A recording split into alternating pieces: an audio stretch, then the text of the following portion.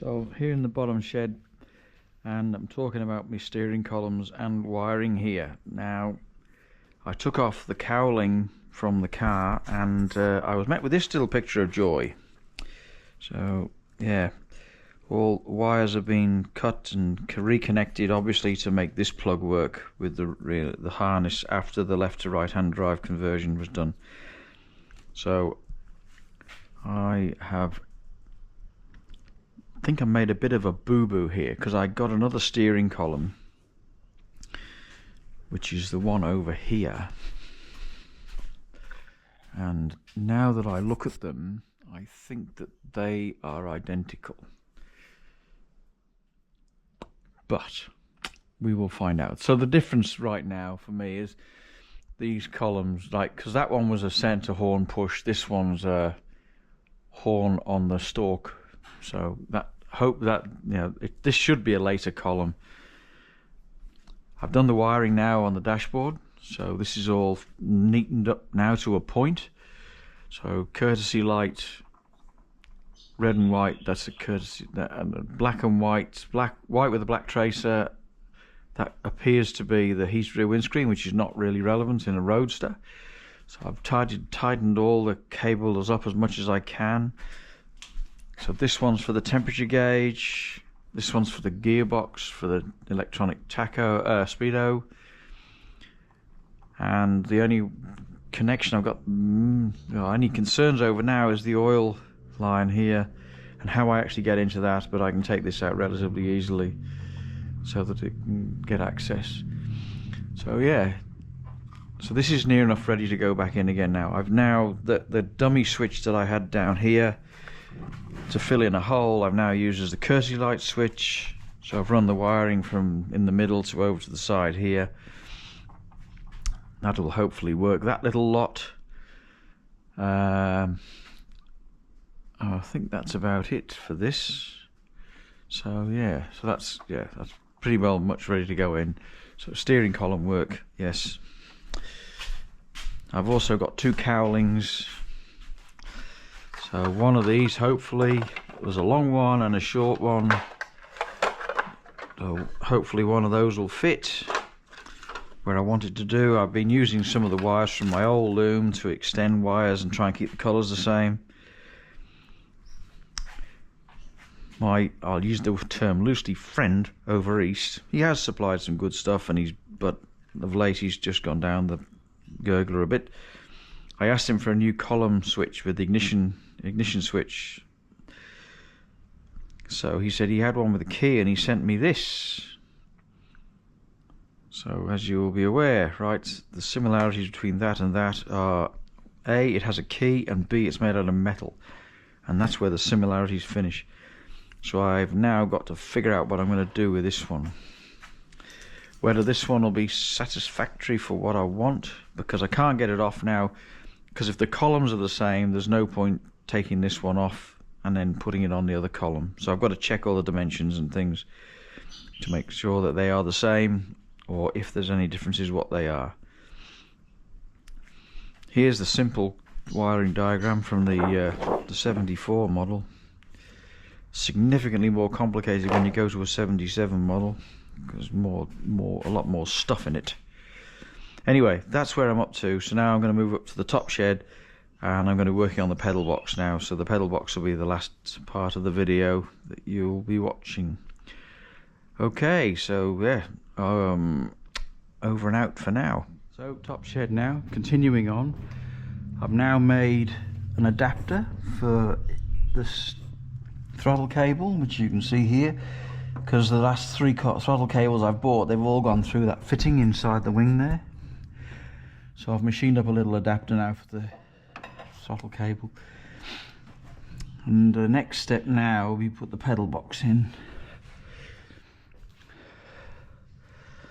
So the pedal box is all been rebuilt, it's all ready to go.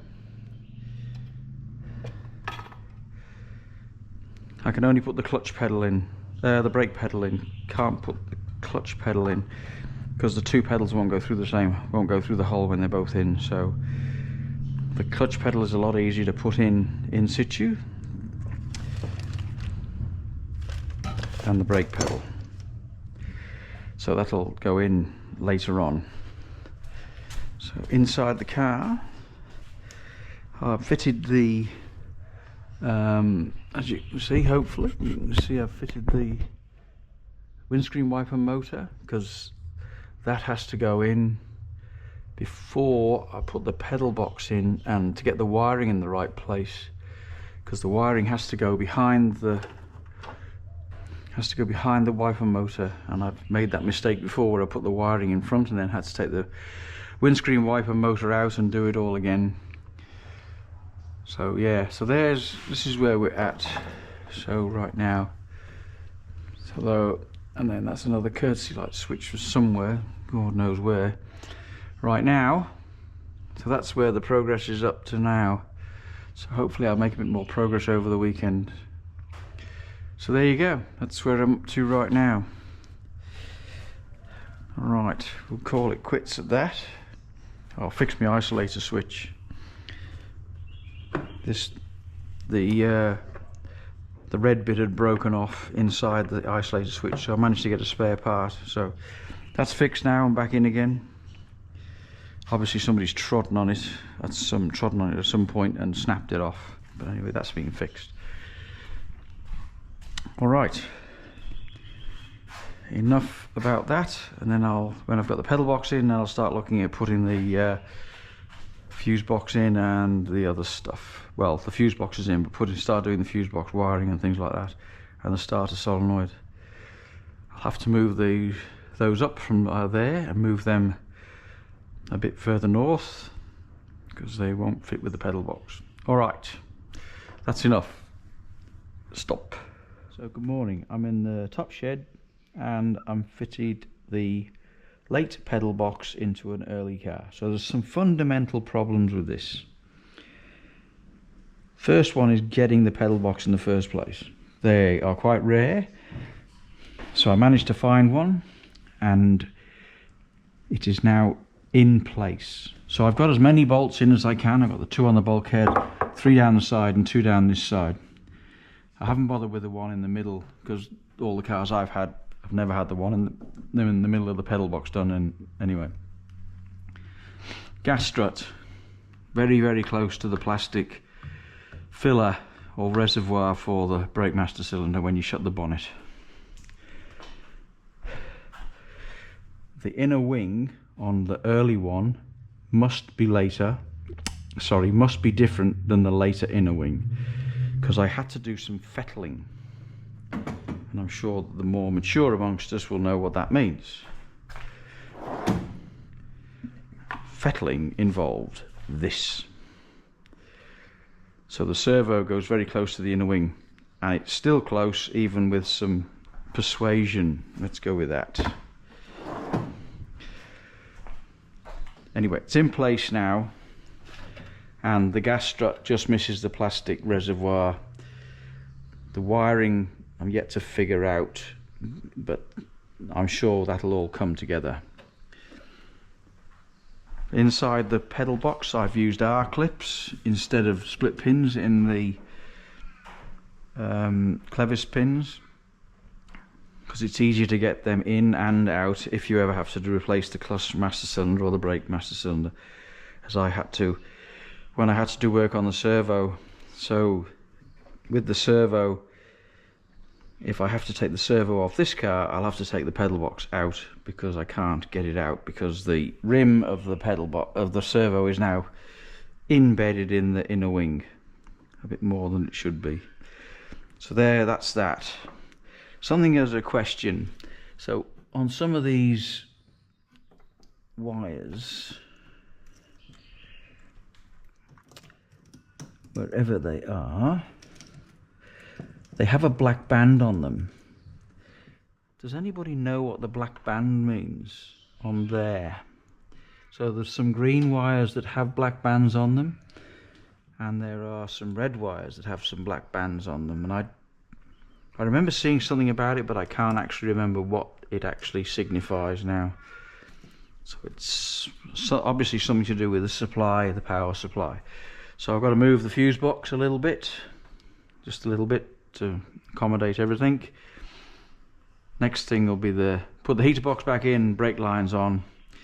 Now for putting the clutch pedal back in, if you're working on your own and you haven't got somebody to lean inside the car and hand it up, what I do is I have a piece of string.